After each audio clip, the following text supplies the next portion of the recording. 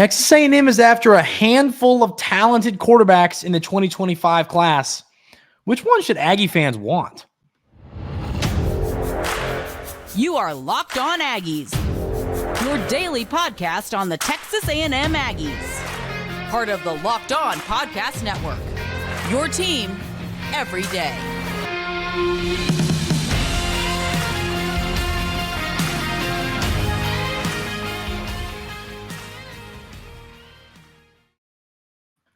Welcome on in to Locked On Aggies. I'm your host, Andrew Stefaniak. Thanks for making Locked On Aggies your first listen every single day. It is a recruiting episode here at Locked On Aggies, so I got to tell you about our friends over at LinkedIn Jobs. If you're recruiting employees, there's no better place to go do it than LinkedIn. I love LinkedIn. I love how easy it is to connect your small or large business looking for people to hire and the people that you're looking for. It puts them right there in front of you, qualified candidates. It's so easy. It makes the pool for who you're searching for really, really easy to find. I love LinkedIn. It is the best place to go find places for your job searches. So post your job for free at linkedin.com/lockedoncollege. That's linkedin.com/lockedoncollege to post your job for free. So we're joined, as we will be going forward every Friday, by Locked On recruiting expert Brian Smith. Brian, how are you doing today? Doing well, sir. How about yourself? Pretty good. It's, we got some fun names to talk about today, some quarterbacks to talk about today. So some good stuff to run through here. And Brian, we'll get straight on into it. We talked about Antwann Hill Jr. last time you were on, last Friday, or I believe it was Thursday, whatever day it was, but now it'll be on Fridays. And a lot of folks in the comments said, Andrew, we like Antwann Hill, but what about Husan Longstreet, another talented quarterback in the 2025 class? Both of these guys are really good. Longstreet is the 153rd player in the 24/7 Sports composite rankings. Smaller quarterback, 6'1.5", which, Brian, I'm always a big believer. Just say 6'1". No one's going to yell at you. 185 pounds from Corona, California. So I just want to tell us about Longstreet, Brian, and then I think we should have a conversation about, hey, which one fits Texas A&M system better? Well, let's start off with need for a fit. Most really good quarterback coaches will adjust, but there are some rather stubborn men in the sport as well. I don't know where Klein falls on that chart, but just going by the way he was and what he's coached at Kansas State, I think he needs a guy that can at least move a little bit and doesn't mind doing it. That being stated, I've seen Antwann play a few times. Great kid. He's got a cannon for an arm, but he's not the most mobile guy. He moves when he has to, and he does it fine, but I don't think that's his preference. Husan Longstreet is a different guy altogether. Like Antwann's 6'5". Yeah. This kid might be 6 foot, 6'1", that's out of California. And he runs all over the place, makes guys miss, steps up in the pocket, moves back, shakes guys just to get outside the pocket, and then we'll throw the football down the field. He's not Johnny Manziel, but he plays in that style. Like Johnny was a running back, playing quarterback. This kid could make throws that other people probably wouldn't even try because he's I know the comparison would be kind of like a shortstop or a second baseman. Yeah. He can throw from awkward angles. He doesn't have the same arm that Antwann Hill Jr. does. That kid's arm's ridiculous. But he gets the ball there, and he has really good touch on the balls down the field. I do need to see him have a stronger arm long-term to feel completely safe with him playing in the SEC against the Alabamas, Floridas, LSUs, Auburns of the world. But that's the only thing left. He fits Klein a little better, so I kind of lean that direction. My only other concern, I guess you could say, well, how big is he going to get? But these college weight programs do such a good job. I'm not that worried about that. Exactly. And it's that's a nice thing about recruiting at Texas A&M is we can fight over, do we want which of these top 150 quarterbacks do we want to go after, and so I say that, I cold open the show with like, well, which one should Texas A&M fans want? I'd take either one, but I just think that you're right. When it comes to fit to the system, it's interesting. All you can really do for Coach Klein is look at what he did at Kansas State and look at the quarterbacks that, he went and got that Avery Johnson kid who played in the bowl game. Oh, yeah, he's athletic. Yeah, and that's what I'm saying. So it's almost like, because Will Howard, now I'm not discrediting his athleticism. He could get out and he could move a little bit. He could run. But I mean, I put him in the similar category to Connor Wigman. Athletic enough to get out and run, but not a guy who's going to have, a ton of run plays drawn up, stuff like that, unless it's a sneak of some kind. So, and then I'll throw that question at you, Brian. I mean, looking at Texas A&M's current roster, you have a wide array of quarterback styles. You got Connor Wigman, who, like I said, you could give a somewhat Will Howard comp. I mean, just in the fact that it's not a great comparison, but just when it comes to Coach Klein, athletic enough to run, great arm, strong arm, makes arm talent, make good throws. Then you got Jalen Henderson and Marcel Reed. Those two are the more athletic guys. They can run. They both still got good arms. That surprised me. I thought these were going to be the type of guys, hey, we can run the ball, but what can we do with our arms? Seeing both of them, I was extremely impressed with the arm talent there. And then you got the freshman, Miles O'Neal, who's got a cannon. I talked about him, Brian. You and I discussed him a little bit, but I talked about him on a show the other day, and I just watched more and more tape, and I'm like, how does he do that? I mean, he's a big guy, 265. But I guess what I'm getting at here is, I think that, like you said, I lean Antwann Hill as the guy that I think I would want, just based on the arm strength and fit to what Coach Klein wants to do. So, I mean, Brian, let me ask you this question. When it comes to these two guys, if you had to say, I think this guy ends up there, we're not sure either of them will, but if you had to pick one that you would lean toward, maybe ended up at A&M, which of these two would it be? This early in the process, that's hard to say. I don't know as much about the California kid and who he's really trying to look at. It's hard to project Cali kids, especially now with the Big Ten being swallowing up all the key schools in the Pac-12. I don't like touching that with a 10-foot pole. Antwann's recruitment's really wild because he committed early, then a bunch of other schools filled up. His options are pretty low. So I would say it's more likely A&M for him just because he doesn't have as many on his list. But at the same time, neither one of them is a Texas kid. So there's no slam dunk here. Exactly. And, that's an interesting question. I mean, because I'm going to get into like where are we at in this recruiting process a little bit later. But while you bring that up, I mean, so you say we're late in this. Or I'm sorry, let me rephrase that. I'm not putting words in your mouth. You say that, Hill's got not a ton of options. I mean, ranked where he is, the talent he has, you're telling me if he calls, he says, hey, I'm coming, that like folks won't be like, okay, here you go. I mean, what is that process like, knowing how talented he is? It's just because so many other quarterbacks have already made a pledge. Yeah. And a lot of schools are already committed to that one player, and they're not taking a second quarterback. It's just math. Yeah. It's nothing against Antwann. It's just quarterback's different. Most schools will take a second quarterback about once every fifth year, and that's it. And Georgia's not going after him. Bama is not going that direction, I don't think. Auburn's not. Florida could be a school that's kind of around or whatever, but we'll see. It's just bizarre with his recruitment. So every now and then it just doesn't work out the way you would think. Why that is, I don't know. I mean, even Miami's got a quarterback they've had committed for about a year. There was a kid who was a junior. It's crazy. Yeah. And, that's a great point. I'm kind of sitting here thinking there's one quarterback. More times than not, your class is going to have one quarterback. Offensive line, defensive line, the secondary. You can have 4 or 5 guys in a recruiting class to where, hey, we'll always take one more if we got room for you. But quarterback, you're right. I mean, there's one guy. So, that you clear that up for me. It's like it makes sense. We're getting to a point where a lot of these top guys have picked their home, and that's where they're going to go. So, but these are the two quarterbacks. Go ahead and let us know in the comments, which would you prefer to end up at Texas A&M? I'd take either because they're both really good. But let me know in the comments if you could pick one, which you'd rather have end up at Texas A&M. So we've got a ton of names to talk about here that either recently visited Texas A&M or are coming on visit soon. And we'll talk about all those recruits coming up right here on Locked On Aggies.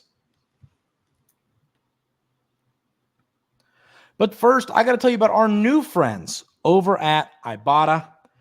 Ibotta is a free app that gives you the most cash back every time you shop on hundreds of items from groceries to beauty supplies to toys, so you can make sure you are beating inflation no matter what you are purchasing. The average Ibotta user earns $256 per year.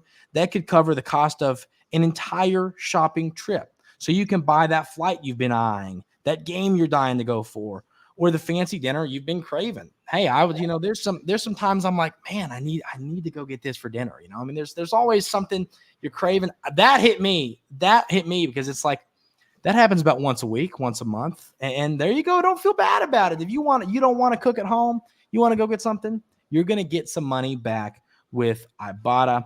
Right now, Ibotta is offering our listeners $5 just for trying Ibotta by using code LOCKEDONCollege when you register.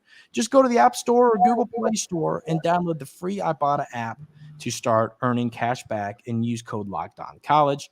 That's IBOTTA in Google Play or App Store and use code LOCKEDONCollege. So, Brian, we got a lot of names to run through. And then the name that you said you wanted to start here with, it was an Armstrong. Give me a run at that first name. Let me know how you'd say it. I don't want to butcher it.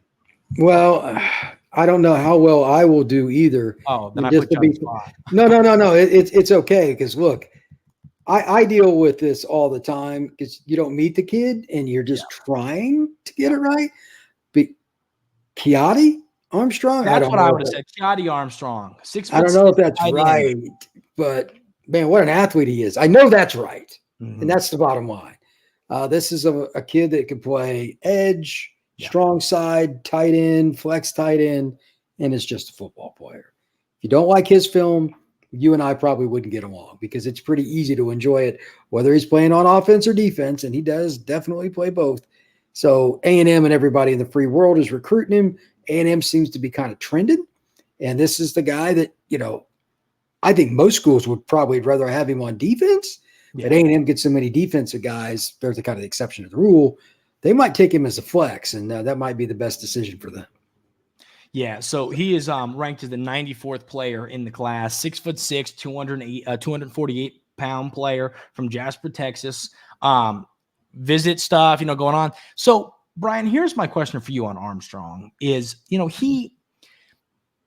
a guy like that, and he can play tight end, he can come off the edge, whatever, what he can do. When you recruit a player, what goes into these conversations? Because obviously we just went through this with Terry Bussey. And we talked with him the other day. Same thing, of course, he's a player who can play. If it's a position on the football field, Terry Bussey can play it. And, a guy like Armstrong, do you, in a recruiting meeting, do you say like, hey, we're going to play you here? Or do you say, let's get you to campus and really see what fits? Or do you think that kind of just depends on the player? I think it depends on the player because some kids will tell you either you recruit me at this spot or you're done. Yeah. Recruiting's the one time that recruits and then eventually players have all the leverage. There's a few exceptions if it's an All-American player or something like that. A kid gets in trouble that's an All-American, his suspension's likely shorter than the kid that's on the end of the bench. It'll never change because you're screwing the whole team if he doesn't play. So they got leverage there. That's the only other time. Kids like this that have position flexibility, have the traditional height, weight you're looking for at multiple positions, and he's nimble in space. Yeah, that's a pretty good sign that he's going to be able to call schools and say, I want to play offense or defense if he comes to that. And I don't know him. But if he wanted to play one over the other, you got to recruit him that way or you're out because he's got so many other options. Exactly. So now we're going to go through a couple receivers. The first here is Caleb Cunningham, 5-star, ranked 11th in the class on 24/7 Sports Composite, 6'3", 180 pounds. Love that. That is like my favorite height and weight for a receiver. Same thing, visit stuff going on with him. And he's a player that, we're still early on some players like this. But, I mean, does Texas A&M have a shot here? What's a player like this? What do you think about him? Well, he's probably going to stay closer to home, but that's why the visit's so important. Anytime you're trying to get like a Mississippi, Alabama kid, those kids, it's hard. But he's a 5-star, arguably the best receiver in the class of 25. You find out on the visit. Either it'll be a yay or a nay for A&M. And that's fine. If you shoot your shot and it's an air ball, it is what it is. You're still not, if you're any of the coaches, it's the university's money you're spending to bring that kid in for an official or whatever. So who cares? And he's going to go check out A&M. And like they've got a Kylan Deers, another kid from Mississippi that's an elite player that I saw at Under Armour this past weekend. He's going to fly in. Mississippi kids don't typically go to A&M, but they do recruit the state. You got to find out. One way or the other, you're gonna know. If you can get them in early, though, you'd really rather do that instead of wasting all your time and running off other recruits, because they can recruit 98% of their kids from the state of Texas. Yeah. And you're in pretty good shape. But we're talking about elite player. Like Mississippi is loaded this year at the top, and the best player in the state might be Caleb. So yeah, you gotta go for it. Ole Miss or Mississippi State, depending on who you talk to, is the favorite there. Yeah, I've seen some crystal balls in favor of Mississippi State, and they seem like they even came after the new staff came in. So good for that new staff putting in work there. But I guess I got another just general recruiting question, since we're going to start having you on all the time. I think what I want to know is, like, does a player like this just come to Texas A&M? Like, do they do this for craps and giggles? Or, I mean, if they're going on a visit, is there genuine interest there? I know there's different cases, but, like, what are your thoughts on that? Well, everybody's curious about the facilities that A&M is supposed to have. Mm-hmm. It's out in the middle of nowhere. Like, College Station is not exactly in a metropolis. So it's a unique place. And some of the kids are curious about it, and they see a game and all the people going crazy, the weird chants and stuff they have during the game and all that compared to what everybody else. It's a very unique place. I think kids are just intrigued. And that's credit to A&M. So that's fine. If a kid from Florida visits, great. If it's a kid from Tennessee, great. If it's a kid from Mississippi, great. Is he good? Yeah. The kids they recruit out of state are typically top 100 to top 150. Because they don't have to recruit out of state. No, they don't. I just get a couple of kids, maybe one kid from Louisiana, one from Mississippi, one from Oklahoma. We're done. You know what I mean? It's because everybody else in state. So yeah, the out-of-state kids, I think it's just intrigue. Exactly. No, you're right about that. So I got a player here, and this is a top 6 list, which I don't know where you stand on these lists. At least top 6, at least there's some credibility. That when we're talking top 816. Yeah, the ones that are 12 and 15 irritate me. Yeah, me too. It's like, and I'll see articles about it. It's like top. This guy listed in his top 42. It's like, tell me when it's like top 5. Then we'll talk about it. Top 6 too. But a corner, Cobey Sellers, 5'11 and a half. Once again, Brian, I'm going to keep saying it. Just say you're 6 foot. I'm tired of this. I'm a big believer in that. As someone who is 6'5 and a half, I always say I'm 6'6". If anyone asks. It irks me. It's like, come on, no one's gonna yell at you if you go half an inch up. But cornerback, put Texas A&M in his top 6, 142nd player in the class. Another Texas kid, which is funny. 6 of the 8 names I have on this list are Texas kids. But Sellers, I mean, once again, it seems still early. Just recently put out his top 6. Thoughts on him? Well, this is a situation where A&M's got some pretty good recent history with corners, historically good with corners. I don't know enough about him to say for sure that they're like the leader or whatever, but if you're a defensive player in general, A&M's history alone, and then you add the coaching staff that's now on campus, including the head coach being a defensive-minded guy, if they don't end up in the top 3 for these kind of kids, and I'm not picking on Sellers, but there's something wrong. It's not hard to sell A&M academically, the facilities, and the head coach is a defensive guy that's proven, who's been there before. This should not be hard. Exactly. Sellers is one of the kids, like he's got A&M on his short list, but this should be the norm. That's the bigger picture here. If they're going to compete in the SEC, especially with Oklahoma and Texas coming in, their goal is not to just be good. It's to finally get to that national title level. They've had the defenses. Well, you need to still have them while you're adding guys like, I assume, once again, that Armstrong's going to play flex if they get him. Add a few more offensive weapons so they'll get better. But they got to keep the defense at a higher level because there's just not much room for error, man. These teams are scoring like crazy. This is the difference between winning and losing. Yeah. Corner. You don't recruit corner well, you're done. The teams that go to the playoff have first and second round draft picks the next 2 years at corner. This is one of those guys that can do that. You need guys in coverage and linebackers, like same kind of thing. If they can't cover, A&M's going to be in the running for them. They should be able to get these kind of players. Sellers is another one of those guys in the front 7 or as a nickel, whatever they end up playing him at, it's not going to matter. Really athletic kids like this, you got to get them. If you're an in-state too, obviously you don't want to lose a lot of those. Exactly. You're right. We're going to talk about one, and of course, Sellers is at a position of need. Texas A&M, a position of need when it comes to good players. Texas A&M had a ton of guys that we thought were talented, and then, the position was just about awful last year. I don't have a better word. Like we said, Brian, you were on the field for the Miami Texas A&M game. You know what I'm talking about. Yeah, Miami destroyed their secondary. Precisely. So we got to fix that. So hopefully Sellers is a player to start. You can land and can do that. So we're going to talk about one more recruit and one recent commit, and we'll do that coming up right here on Locked On Aggies. But first, we got to tell you about our friends over at FanDuel. Get buckets with your first bet on FanDuel, America's #1 sportsbook, because right now, new customers get $150 in bonus bets with any winning $5 bet. That's $150 if your bet wins. There's a lot going on. I always say, hockey. You can bet a little shots on goal. Parlay is always a little fun if you're into that kind of thing.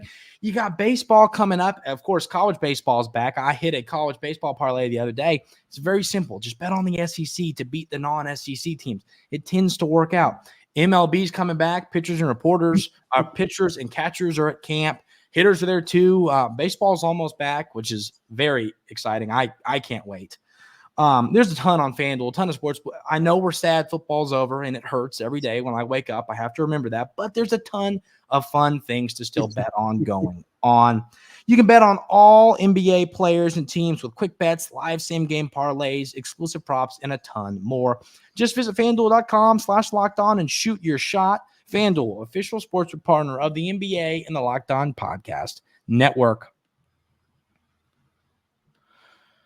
So one more guy I want to talk about, Brian, and then I'm going to let you tell me about a current commit. So tell me about this offensive tackle. Now, this is interesting to me. So Ty Haywood, he's visit stuff coming up, ranked as the 39th player in the class from Denton, Texas, 24/7 Sports, top 50 player, 6'6", right? Okay, 270, and that's just always interesting to me when you see a tackle like that at such a lightweight. So Brian, tell me about this guy. Thoughts on the top 50 offensive linemen, which, hey, we could use them.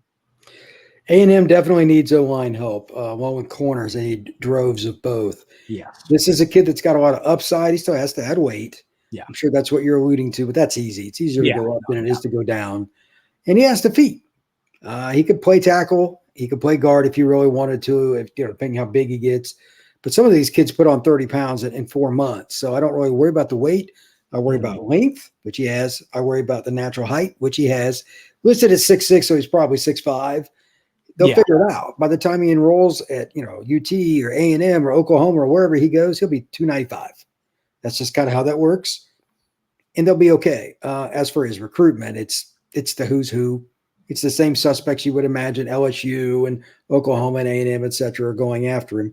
He'll probably be able to make his decision a little later because he's such a good player. But O-linemen tend to commit early, and I'm sure that Elko and his staff would like to get somebody like Haywood in the fold early that kind of helps them bolster not only the roster, but get the other O-linemen to come. They need a really good O-line class a couple of years in a row to get to the level that like Georgia and some of these other schools they aspire to be or like. This is the kind of kid you can't let out of your state because Alabama and Georgia and schools like that are always getting these Dallas area kids. He lives about 15 minutes from Dallas. You have to be able to keep these kids home. Yeah, you're right about that. And, somebody close to Blake Ivy, Texas A&M current offensive lineman, commented, I'm watching the show. Hope they're still tuned in here watching, but commented, because I was talking about Blake, tackle listed at 280. And I'm like, he's going to have to get that up, which is still, they're going to put some weight on him. But like you said, the long arms, that was the comment. They said, he's got some of the longest arms, and that matters. It just does. When I played offensive line, I have like short arms, and it was, that's why, it's hard when you got short arms playing offensive line. So a kid having long arms like Blake Ivy does, current Texas A&M player, and then Ty Haywood, it makes sense. And like you said, it's a position of need. So Brian, before we call today, I want to ask you about DeAndre Ryden, the running back recently committed just a couple days ago, ranked as the 216th player in the class on the composite rankings from DeSoto, Texas, 5'10", 195. Brian, thoughts on him? Well, this is a traditional running back. He could be a 3-down guy because he can catch, play between the tackles and outside. Wouldn't say he's a pure burner, wouldn't say he's a pure power guy, but he has one trait that drives me nuts that other guys don't have. When you're in the hole as a running back, you have one job. You have to make the first guy miss. Yeah. So many guys that are even more physically talented than this kid couldn't make my dead grandmother miss. Yeah. This kid bounces off a guy. He finds a way to make it happen. And it doesn't matter if he gets hit low, high, gets two guys on him. He seems to fall forward. I love that about him. He's going to be a very consistent running back. This is what the NFL looks for, a 3-down back. If you're getting kids like that, and he's from the Dallas area again, that's always a good thing. Yeah. That's how you win football games. Yeah. No, you're right about that. You'll appreciate this, Brian. I had a Texas fan comment, which a lot of Texas listeners, which I appreciate. Them always being here. It's part of the fun of what makes a rivalry special, especially now that Texas is back in the SEC. But I had a Texas fan comment, when I talked about Ryden, I went through his offer list, not the whole thing, but just some highlights, some top schools, or, the good schools. And I was like, Texas, blah, blah, blah, read the schools. And somebody commented, he's not a Texas take. And I'm like, who would want a top 250 kid? Who would want that? So I thought that was funny. Comment like, nobody wants a top 215 recruit. Who would want that? But I'm not going to get into that. So many people think they're insiders and have no idea. Yeah, maybe but come on. I just thought it was funny because it's like, you're trying to make me not excited about a top 250 recruit. If I was out here saying this about the number 900 kid, you can give me a hard time. That's fine. We're talking a top 250 player, which I just thought was so funny. I thought you'd appreciate that, but. That is going to do it for today's episode of Locked On Aggies. Brian, you're going to be here every Friday with me going forward, but, where can people check out everything you got going on recruiting-wise? At FBScout_Florida, there's a lot of stuff from the recent Atlanta Under Armour camp, videos, comments, etc. I do work with Miami, Auburn, and all over the South, so I'll probably be at the Under Armour camp down in Houston coming up pretty soon. So I'm all over the place, buddy. Perfect. Awesome. Well, Brian, as always, we appreciate it. We'll see you next week. But that is going to do it for this week here at Locked On Aggies. Everybody have a great weekend, and we will see you next time.